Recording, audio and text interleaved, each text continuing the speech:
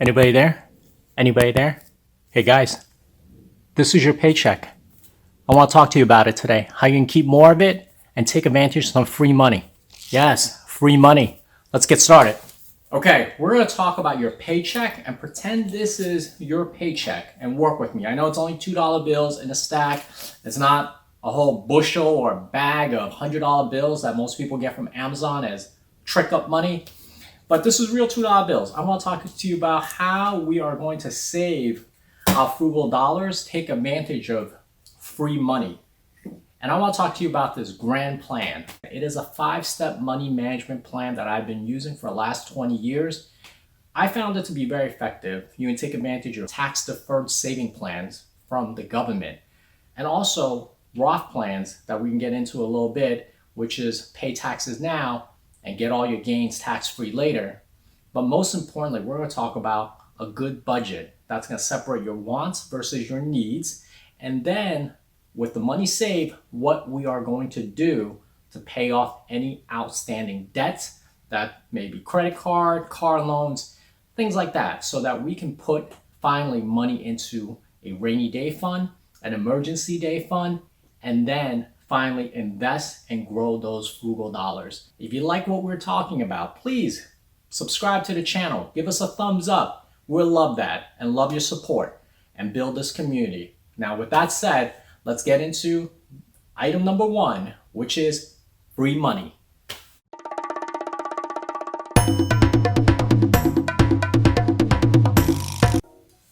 Guys, before we start on the 5-step process that I'm going to share with you, I want to take you back to some numbers so that you have an understanding of how bad it is for most Americans in terms of savings and an emergency fund. 2021 is only about 39% of Americans who could possibly afford a $1,000 emergency expense. I don't think it's really the pandemic, because if you go back one more year to 2020, that number is only 40%. So just out of curiosity, I went back one more year to 2019, and that number was 41%. So the numbers have been pretty consistent that most of us can't afford an emergency expense of $1,000. But the good news is I'm going to share with you what you can do so that you can build your emergency fund, pay off your debt, and get started on saving and investing. One other thing that you should really know about this is that it's not really about us being taxed too much. Yes, we could all use a tax break. We could all possibly get a pay increase, but a lot of it has to do with our budgeting skills, our skills of deciding whether or not it's a want or a need. And I'm gonna walk you through all this so that you have a good understanding of what a financial blueprint looks like, and that once you get started, you're gonna be on your way to some amazing things. So step number 1, it's about free money. It's about tax-free money. Remember that. It is so important, because what should you do before you even get your direct deposit or your check on payday? It is about making sure that you put money into a 401 or an IRA account. Those two, in a nutshell. 401 is sponsored by your employer. An IRA, which is really just an individual retirement account, is sponsored by folks who work on their own. So as an example, real estate agents generally have IRA accounts because they work for themselves. We could devote a whole video on comparing and contrasting 401 versus IRAs. But in this video, in this focus point of number 1 is making sure before you get your paycheck, you have your deductions taken out for your 401k or your IRA. The reason is this: if you are taking out money for these two investment vehicles, as they call it, it goes towards your retirement.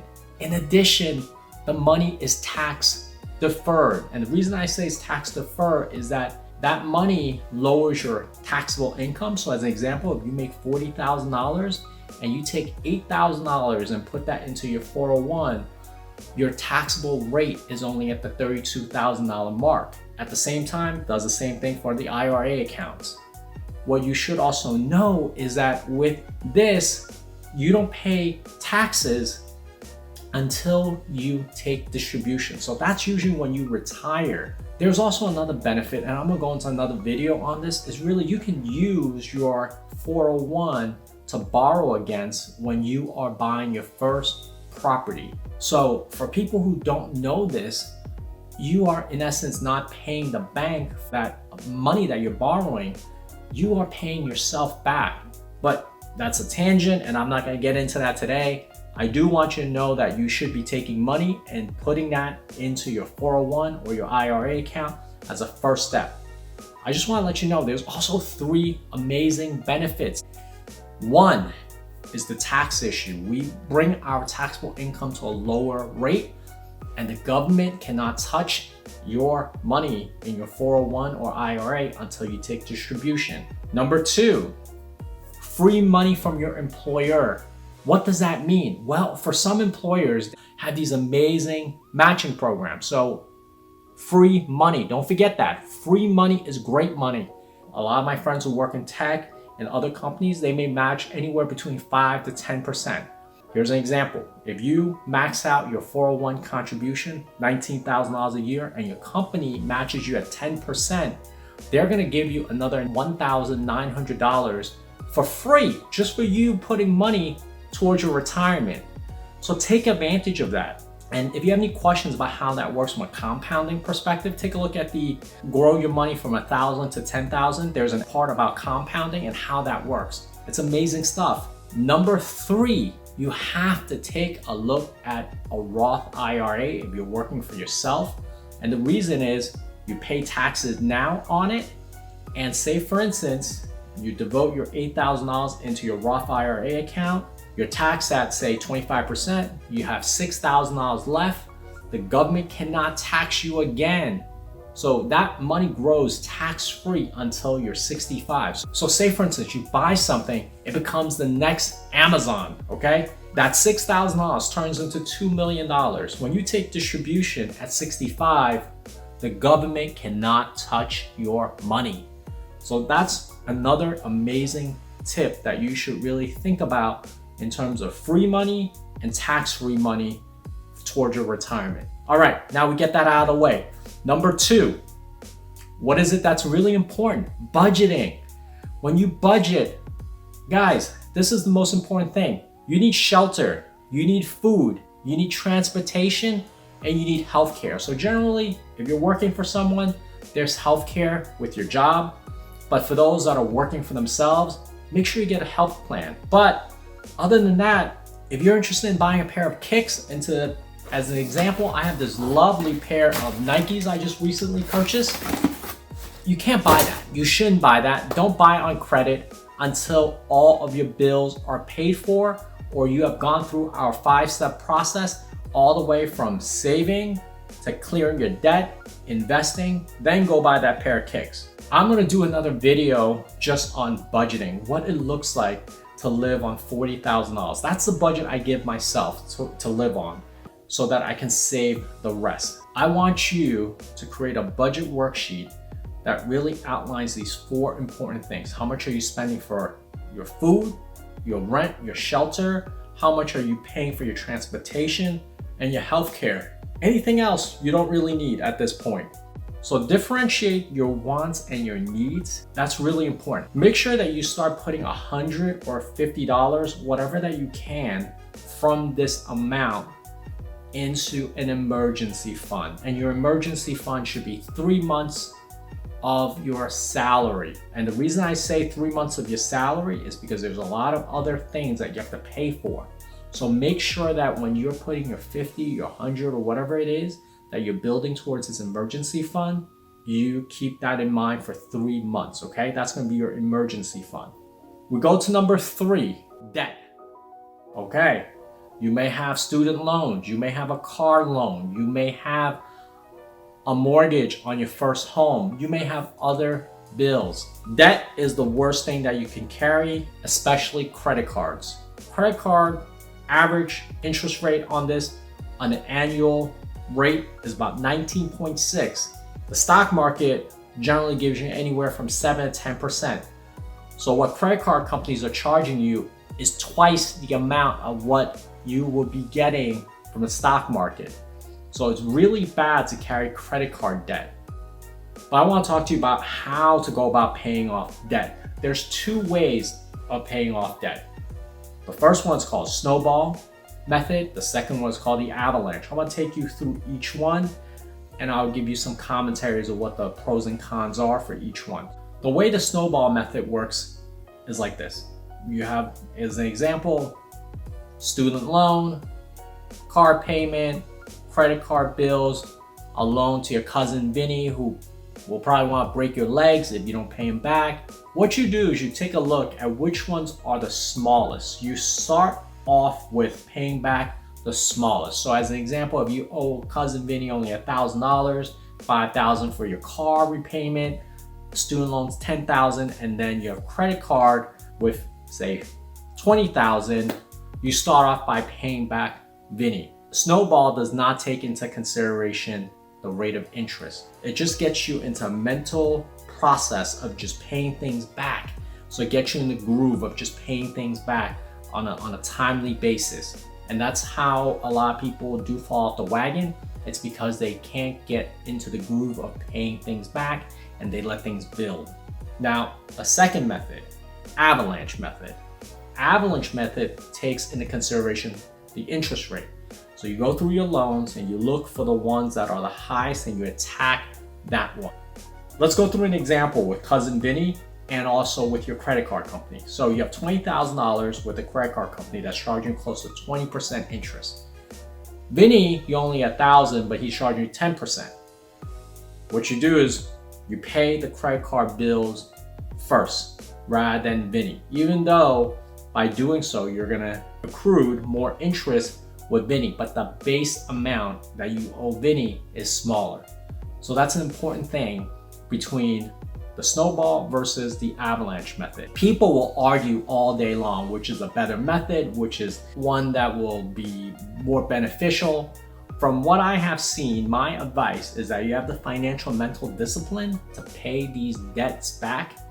Go with the Avalanche method and start attacking the ones that have the highest interest rate versus the ones that are the smallest in amount. Both work and both will get you out of debt, but it's just which one will get you out of debt faster and keep more money in your pocket. What I can do is leave your comments below. If it's something that you guys want to see, I can break down an example between the two, but my personal preference is the Avalanche method. I think it's less in terms of the interest that you pay, and it gets you out of debt a little quicker.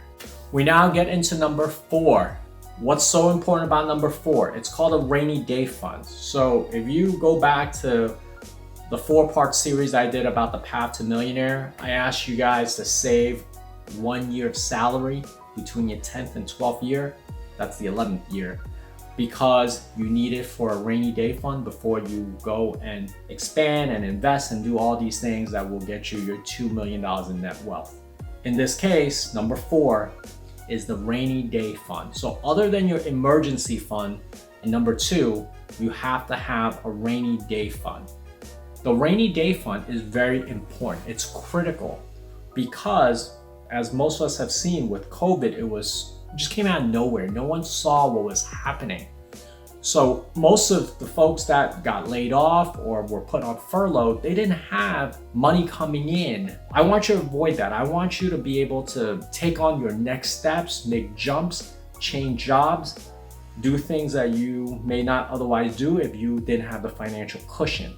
The rainy day fund is exactly for that purpose. It's for you to take risks. And if bad things were to happen, you have money saved up. So how much should you save for a rainy day fund? My personal thing is 6 months. Some people like to have 12 months, and this is 12 months of your salary. Always have that money ready in case of a rainy day. So this is a backup to your emergency fund. Your emergency fund is only 3 months. Now you have another 6 months cushion or 12 months cushion in case anything happens. I know you're gonna say, wow, when am I gonna get to invest? Well, we get to invest in number 5. After you have done steps 1, 2, 3, and 4, you come into investing. And a lot of our videos are going to be about investing, what to invest in, such as our 3 areas for recovery. Just know that you are not ready to invest your money until you have done step 1 through 4. You have to have a rainy day fund. You have to have an emergency fund. You have to pay off your debt before you invest, because when you invest, things could go up, things could temporarily go down, and you want to be able to weather these unforeseen circumstances or these dips. Some folks have asked me, what should I do? Should I invest? Should I pay off my loans? And I'll give you some examples, but we can really talk for a long time on the specifics of this.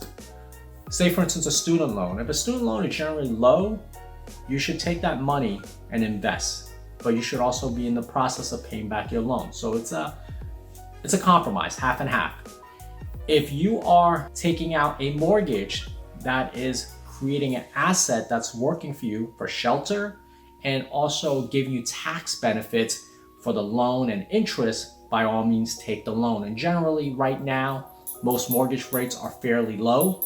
And then we come to the credit card situation. Credit card bills where it's close to 20% interest that's being charged to you versus a 7% return on your stock investment on average. Pay off the credit card bills. We're gonna spend more time talking more about investments and a lot about budgeting, because all these are the fundamental building blocks in creating this financial blueprint.